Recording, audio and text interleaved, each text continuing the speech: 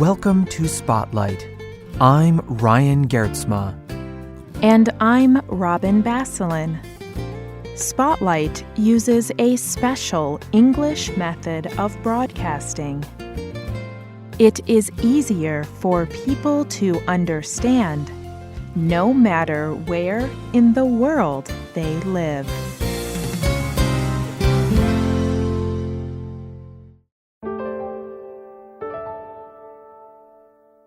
Nguyen Van Chu is a rice farmer in Vietnam. His family has farmed in the Mekong Delta for many generations. But today, farming is changing. Nguyen has heard that the government is considering letting GM crops into Vietnam. A GM crop is genetically modified. Using biotechnology, scientists change the natural form of a plant by changing its genes. Nguyen has heard many things about GM crops. He is not sure how he feels about them. GM seeds are made to grow well and produce good harvests. But farmers must buy GM seeds every year from a foreign company. Nguyen worries about depending too much on a large, international company.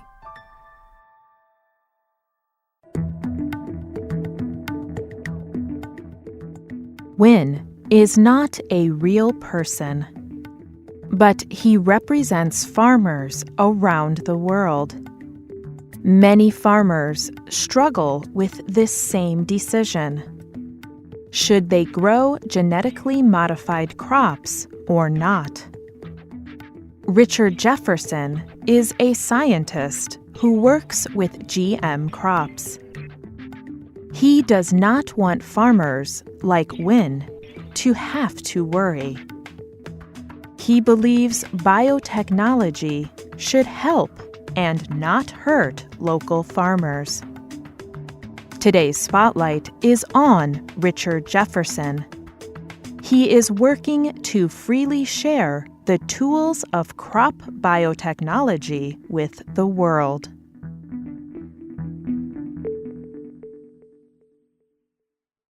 Richard Jefferson is a molecular biologist. He uses technology to work with the genes of plants. In the 1980s, Jefferson invented a scientific tool called GUS. GUS helps scientists effectively combine the genes of different plants. It has become a very important technology for creating GM seeds. Jefferson hoped this technology would provide farmers all over the world with GM seeds that could grow better crops. However, today, people have many concerns about GM crops. One of the main concerns is that a very small number of international companies own the methods and technology to make GM seeds. They also own the seeds they produce. Some people think that this gives too much power to a very small group of people.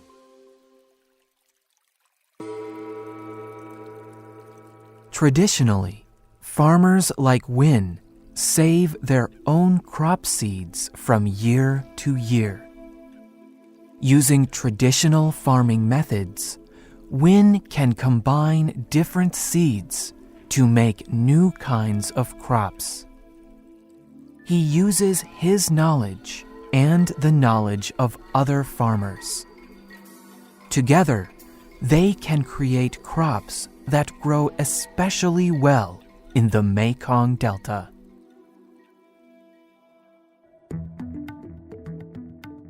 The problem with GM crops is that farmers cannot save the seeds. They cannot combine their GM crop seeds with other seeds. This is because the international companies that make and sell GM seeds own the rights to the seeds. It is their intellectual property. By law, if farmers harvest and reuse GM crop seeds, they are stealing from the company. If a farmer changes or combines GM seeds, they are damaging the company's property. Companies enforce the intellectual property laws because they want to protect their investment. They have paid a lot of money for the technology they use to make GM seeds. Jefferson understands the GM company's concerns, but he also believes that intellectual property laws have negatively affected GM science. He told Wired magazine, "So much of what we want to do is connected to somebody's intellectual property. It is a completely blocked situation. Nobody has any freedom of movement. We want to invent a better way to connect everyone, to share the improved technology."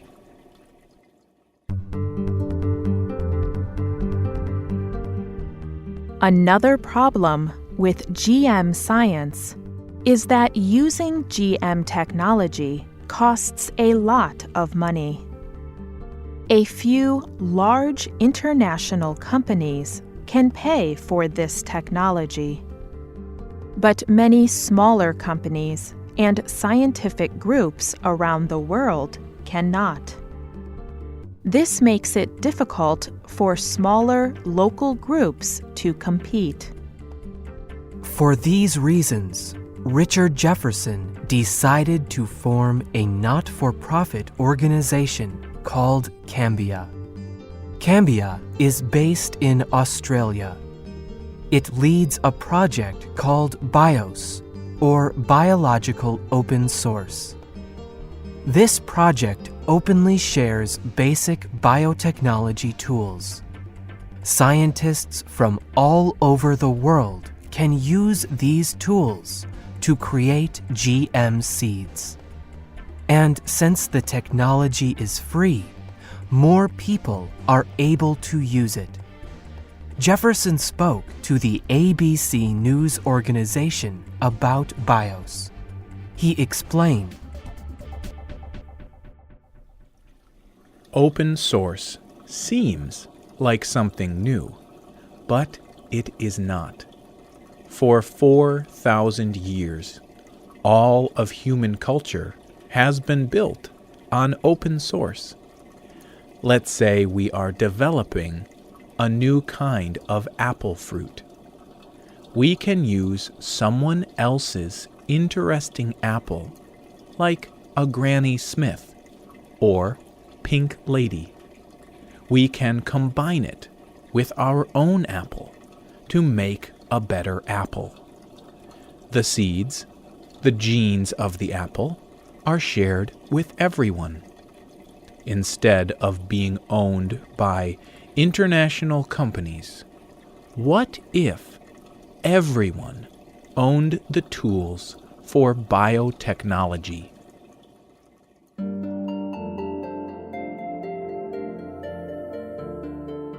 So, Cambia creates new scientific tools and shares them freely with people who want to use them.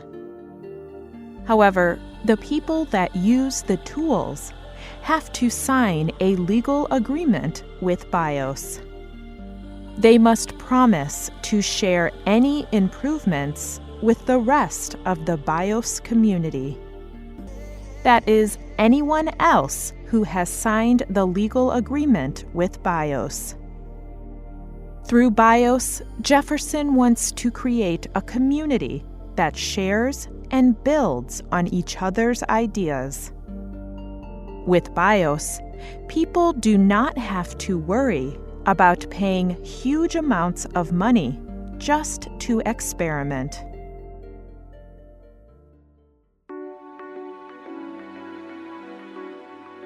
BIOS does not answer all the concerns people have about GM crops.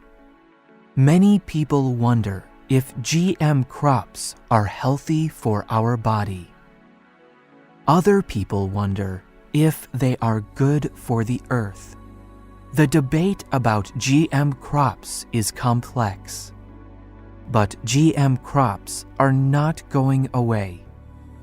Over the last 20 years, people's use of GM crops has increased by almost 100%. And an increasing number of countries in Africa and Asia are choosing to grow GM crops. For farmers like Win Van Chu, BIOS could provide a new choice. By signing an agreement with BIOS, scientists in Vietnam could work on creating their own GM seeds. The Vietnamese government would not have to pay international companies huge amounts of money. And Vietnamese farmers would not have to depend on foreign companies for their seed supply. Peter Pringle is a writer who often reports on farming and food. In the book Food Inc., he writes, "The question has always been if and how technology could provide a solution to the terrible problem of hunger in Asia and Africa. And could countries grow these crops without surrendering their future food security to a small number of international companies?"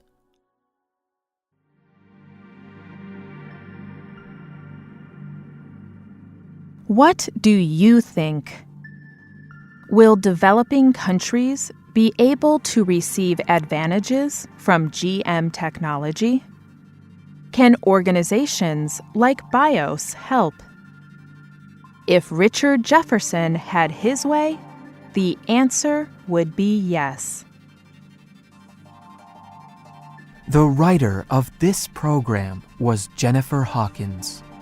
The producer was Michio Ozaki. The voices you heard were from the United States. All quotes were adapted and voiced by Spotlight. You can listen to this program again and read it on the internet at www.radioenglish.net. This program is called Food Technology for Everyone. We hope you can join us again for the next Spotlight program. Goodbye.